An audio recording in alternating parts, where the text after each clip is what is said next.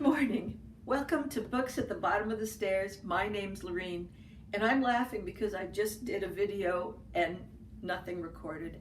And this better not be the way 2022 is going to go, because no, I'm not having it. No, 2022 can do what it wants, but it's not going to screw with my brain. That's all that I'm going to say about it, okay?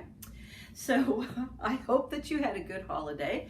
I hope that nobody has made themselves crazy resolutions that are going to give them despair in about 3 weeks. No, I hope that you all were very sensible and said, I am just going to be here now and enjoy what's in front of me as best as I'm able.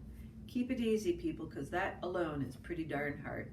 So I didn't set myself any particular goals for the blog. The last 2 times I did that, they just ended up upsetting me, and by about mid-March I was just really frustrated and thinking, I'm going to quit because I just can't keep up with my goals, forgetting that I owned those goals and so I could throw them out. Once I had done that, I thought, oh, this is a lot more fun. So the lesson learned from the last 2 times of setting goals is to have a vague idea of a direction that I would like to take. And I think that's probably going to serve me well until about August. And then in August, I go to the camp and I'll have a little reboot about what I want to be doing. So short-term vague ideas is I am going to be following through on my plan to review classical Canadian writing by women. And I haven't quite decided how far back in time I want to go for that, because I was under the impression that we did not really have a huge raft of women writers to draw upon. I went to some Wikipedia page of some sort and started to do a little bit of Googling and came across a whole bunch of women who have been writing either as diarists or as business owners, and it's a collection of their letters, or they were journalists in their own little communities. And so I think what I'm going to do is keep it to novels, but I don't know what to expect.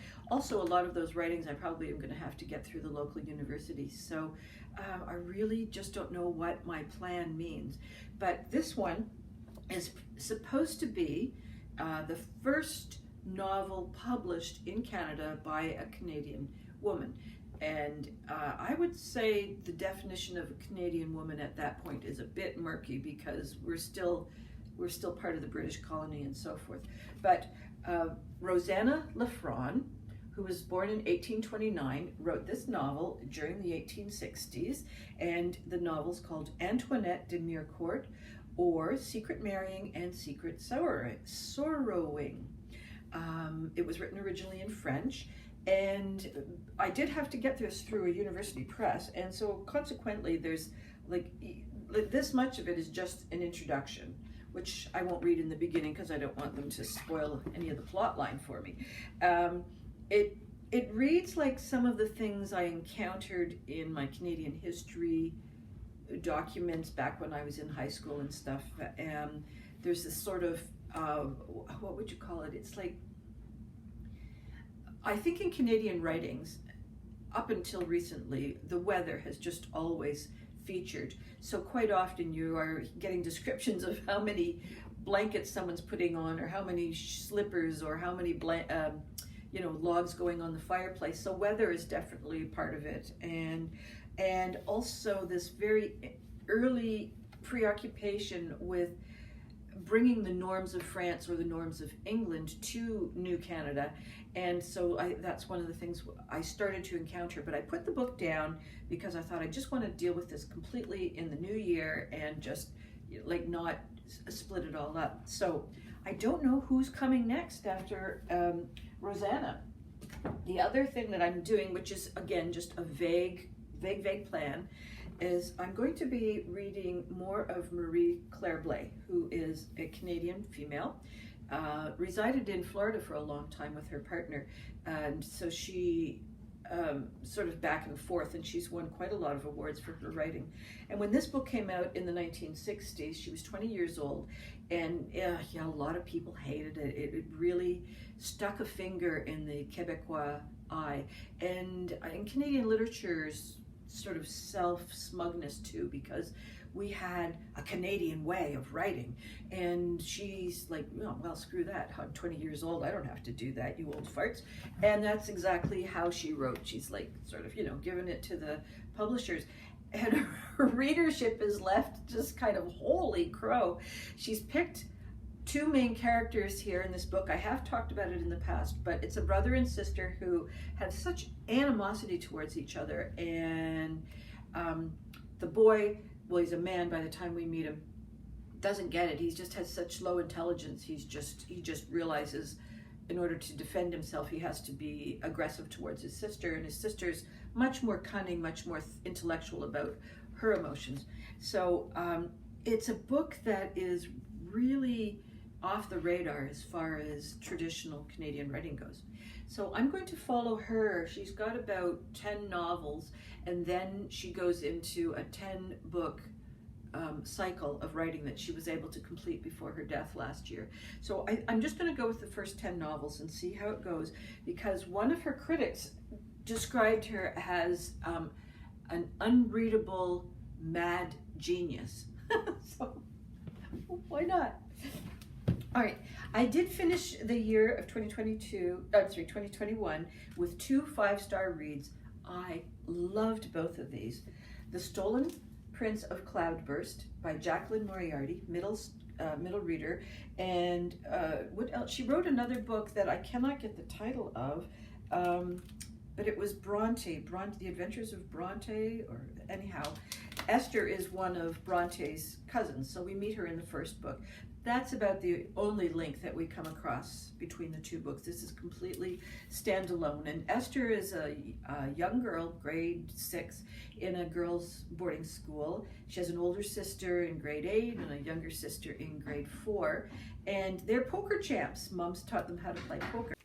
Steve just came in while I was chatting, and so I lost my train of thought. It's so cold out there, even though it's not cold compared to cold. It's just cold for Nova Scotia. And all the cold air came in. And he's quietly making coffee in the background. We know how that will go. Okay, so I think I was talking about this book, which seems logical. Esther is a child who has a huge imagination, and she loves the idea of magic. And the other thing that she adores more than anything else is running out in the rain, and loves to just let the rain fall down upon her. And all these things come to fruition as we get to know Esther and what the point of her story is. And there is displacement happening in her world. The oceans have changed, the tides have changed, the currents have changed.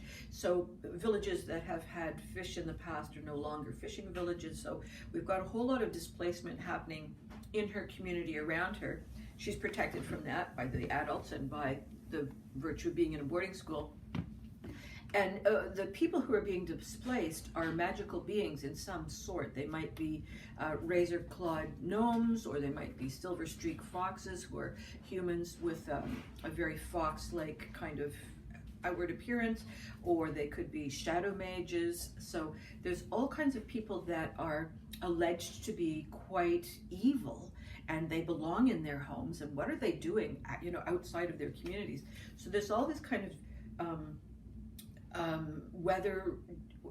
weather-related refugees action happening in and around.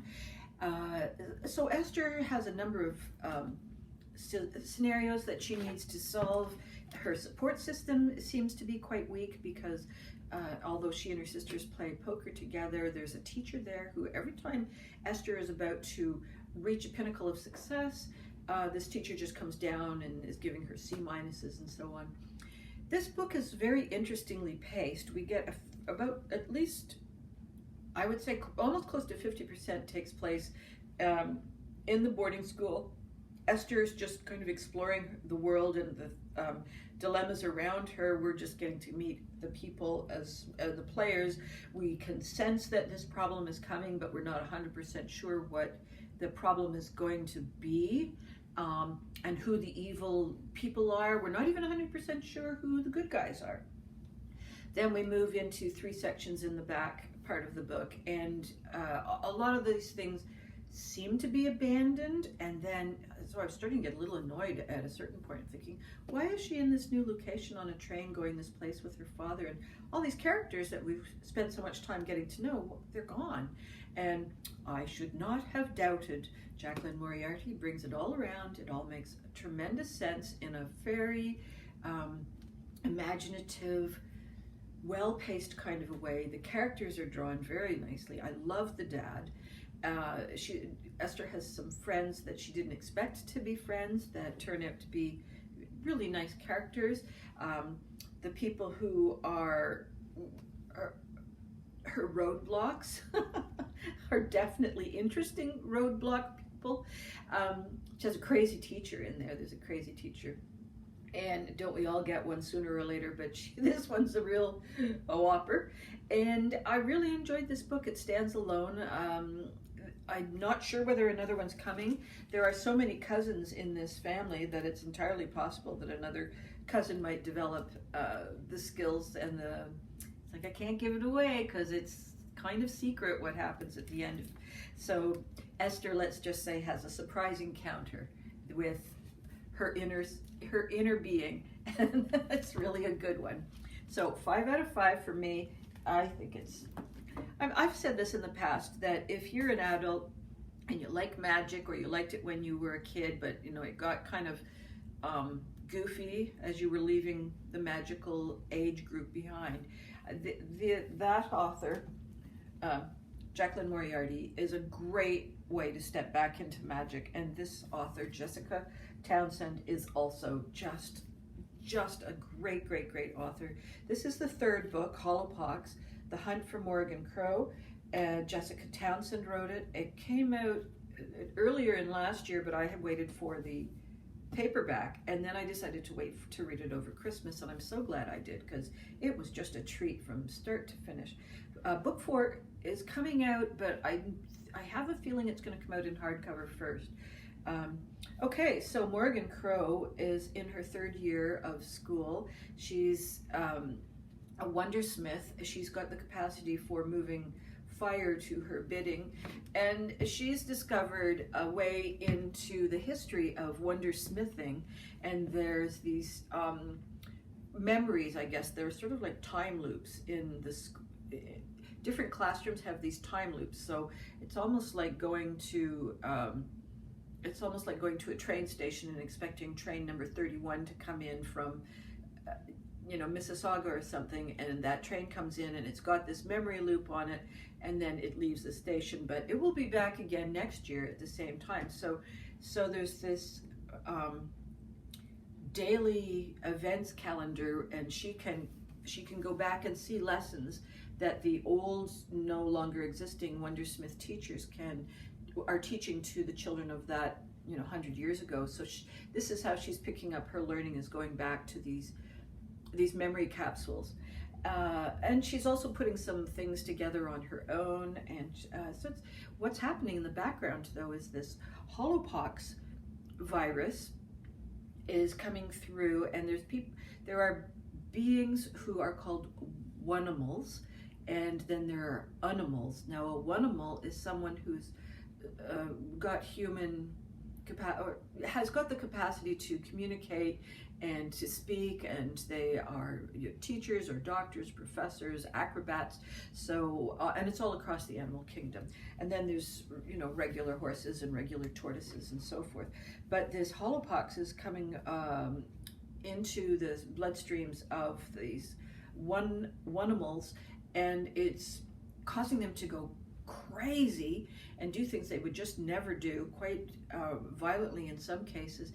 And then when the virus leaves, they are just hollowed out. They're like, they don't even really know how to be a tortoise or how to be a jaguar. They've just kind of lost all sense. But because they were, citizens of Nevermore, you can't just leave them and not treat them. And so there's this whole dilemma about, are these people contagious, and what are we going to do with this virus, and what do we do with these people who are no longer people? And Morgan, of course, is going to be part of the solution, because that's the whole point of the book.